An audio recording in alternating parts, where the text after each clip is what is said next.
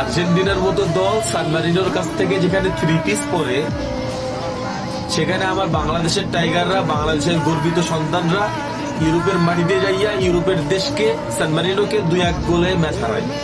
কি আর্জেন্টাইন ফ্যানরা রাগ করলা?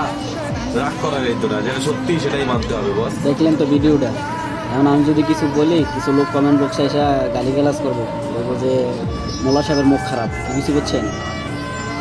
আপনারা গুগল সার্চ দিয়ে দেখেন, ইতিহাস দেখেন, ঠিক আছে?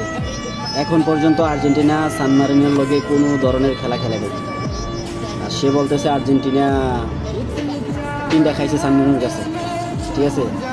তো এই জন্যই বলতে হয়, আপনারা যারা ব্রাজিল সাপোর্ট করেন তারা ছাগলের 3 নম্বর বাচ্চা, বুঝছেন? যে 2টা খাইয়া আছে, একটা না খাইয়া আছে, এই জন্যই বলতে হয়, ঠিক আছে?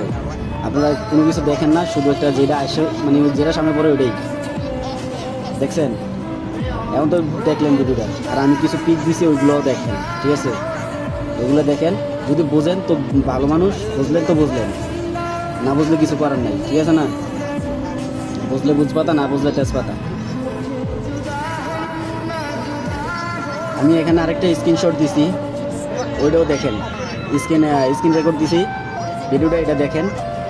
এখন থেকে মানে সান মেরুনের তাদের কেরিয়ারে, মানে সান মেরুনের যে দলটা তাদের কেরিয়ারে এখন পর্যন্ত যতগুলো খেলা খেলছে, মাত্র 3টা ম্যাচ উইন হয়েছে, ঠিক আছে? মাত্র 3টা ম্যাচ তারা দিচ্ছে তাদের কেরিয়ারে।